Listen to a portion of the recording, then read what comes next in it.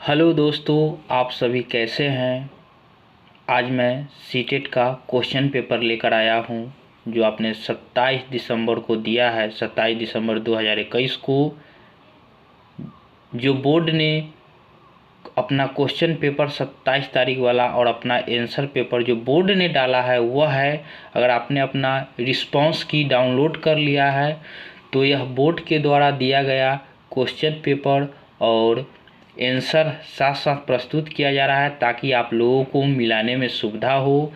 और यह बोर्ड के द्वारा दिया गया है, अपना रिस्पांस की के साथ मैच करें और आप कितना बना कर आए हैं, आप पास कर रहे हैं या फेल कर रहे हैं, ये अवश्य देखें। इसलिए हम शुरू करते हैं। आप लोग जैसा कि स्क्रीन पर देख रहे हैं, ये 21/12/27 को है 150 क्वेश्चन और ये हिंदी संस्कृत है लास्ट में। तो चलिए साइकोलॉजी से हम लोग मिलाना शुरू करते हैं। तो साइकोलॉजी का फर्स्ट क्वेश्चन है ये, बच्चे के संदर्भ में विकास के अंतर्गत डैश आते हैं। तो बोर्ड के द्वारा आंसर दिया गया है ऑप्शन नंबर 3, गुणात्मक एवं मात्रात्मक परिवर्तन दोनों।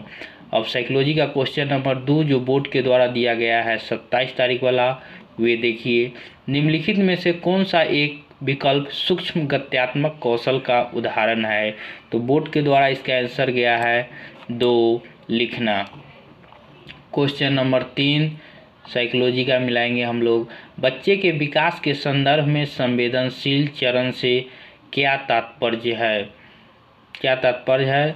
तो इसका सही आंसर बोर्ड के द्वारा दिया गया है 1, किसी व्यक्ति में विशिष्ट क्षमताओं में उत्थान का इष्टतम चरण। क्वेश्चन नंबर 4, समकक्षी समूह में संदर्भ में क्या सही है। तो 4 का बोर्ड के द्वारा आंसर दिया गया है ऑप्शन नंबर 1, बच्चे में द्वितीयक समाजीकरण में उनकी एक महत्वपूर्ण भूमिका होती है।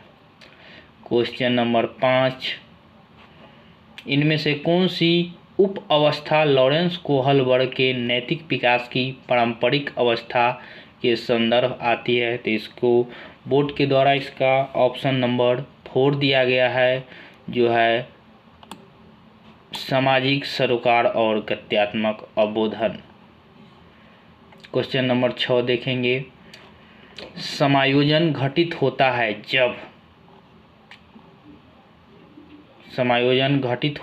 जब।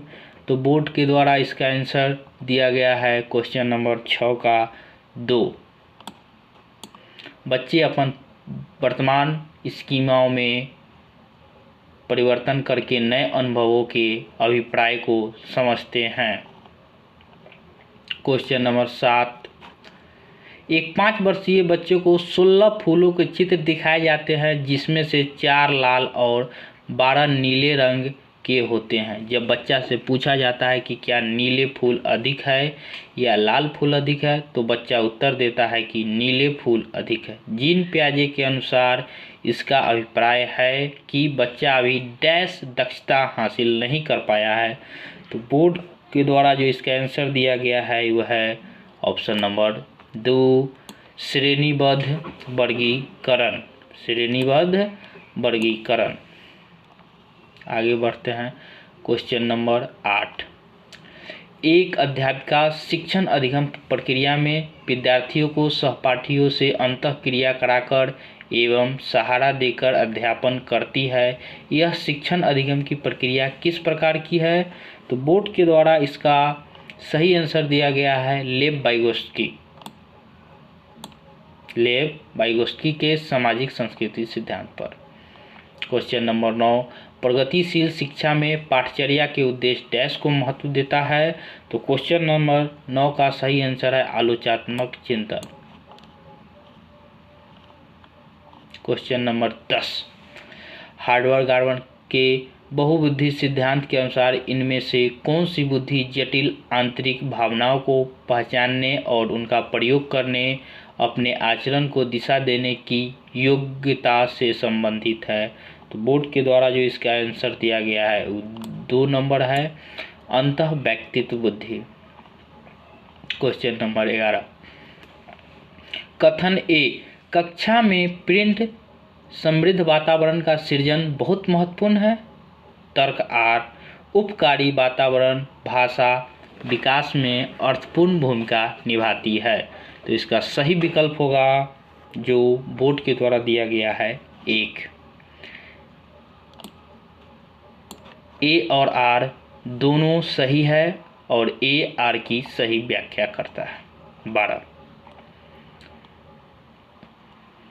डैश शब्द का प्रयोग जैविक अंतर के लिए होता है जबकि डैश शब्द का प्रयोग उन विशेषताओं को स्वाभाविक के लिए होता है जिसके लिए एक विशिष्ट संस्कृति पुरुषों और महिलाओं के लिए उपयुक्त मानती है। तो इसका आंसर बोर्ड के द्वारा जो सही दिया गया है वह है लिंग, जेंडर, ऑप्शन नंबर 1।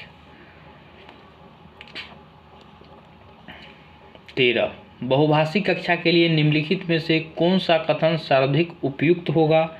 तो बोर्ड इसका आंसर जो सही दिया है 13 नंबर का वो है 2, ऑप्शन नंबर 2, ऑप्शन नंबर 2। और हम लोग 14 पर चलते हैं। निम्न में से कौन सा कथन मूल्यांकन हेतु मानवीकृत परीक्षण के संदर्भ में सही है। तो इसका बोर्ड के द्वारा जो सही आंसर है ऑप्शन नंबर है 2।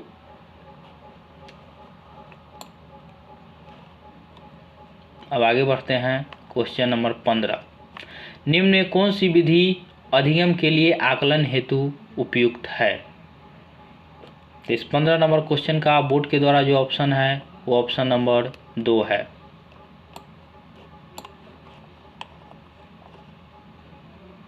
क्वेश्चन नंबर 16, एक अध्यापिका अपने विद्यार्थियों को गणित के सवाल के उत्तर तक पहुंचने की प्रक्रिया को व्याख्या करने के लिए बढ़ावा देती है।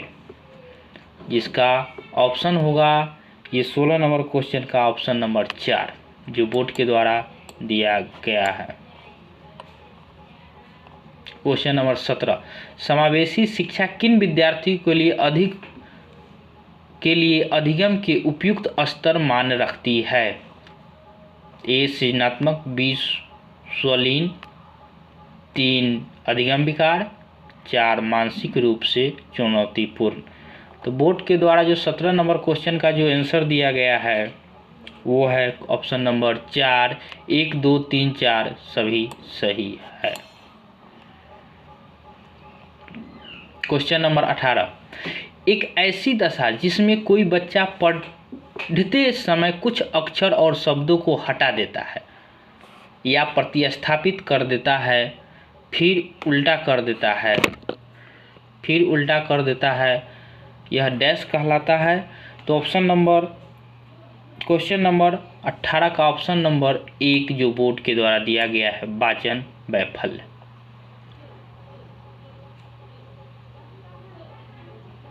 क्वेश्चन नंबर 19, बिंदु अपने आप से परियोजनाओं पर कार्य करने के लिए बहुत उत्साहित रहती है। वह मौलिक एवं अविसारी समाधानों को खोज कर लाती है। ये गुण किसकी ओर संकेत करता है। तो 19 का ऑप्शन नंबर होगा 2 जो बोर्ड के द्वारा दिया गया है सृजनात्मकता। क्वेश्चन नंबर 20, आंशिक दृष्टि वाले विद्यार्थी के लिए निम्न में से कौन सा अधिगम सर्वाधिक उपयुक्त है। तो ये चारों ऑप्शन है। चारों ऑप्शन में बोर्ड के द्वारा जो 20 का दिया गया है वो 2 है, यानी 1, 2 और 4 सही है, 3 नंबर गलत है, यानी कि 20 का 2 नंबर आंसर। 21, कक्षा में बच्चों के अधिगम को सहयोग देने के लिए निम्न में से कौन सी योजना प्रभावशाली नहीं है। तो बोर्ड के द्वारा जो आंसर दिया गया है वो है 3, बच्चे को प्रश्न के उत्तर निष्क्रिय नकल उतारने के लिए कहना। क्वेश्चन नंबर 22 कहता है निम्न में से कौन सा सवाल प्रक्रियात्मक ज्ञान से संबंधित है। तो इसका ऑप्शन नंबर होगा 3, 3 अंकों वाली संख्या को जोड़ने का सही तरीका क्या होगा। अब क्वेश्चन नंबर 23, राष्ट्रीय शिक्षा नीति 2020 प्रस्तावित करती है कि शिक्षा डैश होनी चाहिए। तो बोर्ड के द्वारा जो इसका आंसर दिया गया है वो है अन्वेषण प्रेरित खोज उन्मुखी, यानी ऑप्शन नंबर 2। निम्न में से कौन सा कथन सार्थक अधिगम की श्रेष्ठ परिभाषा देती है। तो क्वेश्चन नंबर 24 का सही आंसर है जो बोर्ड के द्वारा दिया गया है वो ऑप्शन नंबर 2।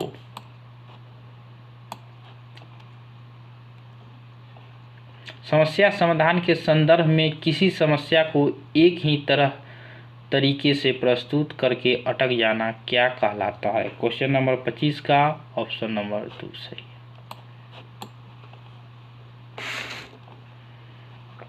एक कक्षा में विद्यार्थी छोटे छोटे समूह में एक नियत कार्य पर लगे हुए हैं और प्रत्येक समूह का एक सहायक है।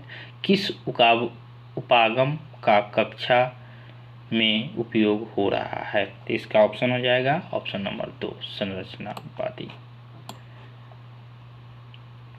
27 समस्या के समाधान की वह प्रणाली जिसमें लक्ष्य से आरंभ करके क्रमशः पीछे की तरफ चलकर हल तक पहुंच जाता है यह कहलाता है क्या। बोर्ड के द्वारा इसका आंसर क्या दिया है सही 2 पश्चगामी कार्यकारी युक्ति। क्वेश्चन नंबर 28 जब बच्चे गलतियां करते हैं तो एक, इसका सही ऑप्शन जो बोर्ड के द्वारा दिया गया है 28 नंबर क्वेश्चन का होगा उच्चार होगा। शिक्षक को बच्चे की सोच समझने की प्रक्रिया को समझने के लिए उसके साथ चर्चा करनी चाहिए।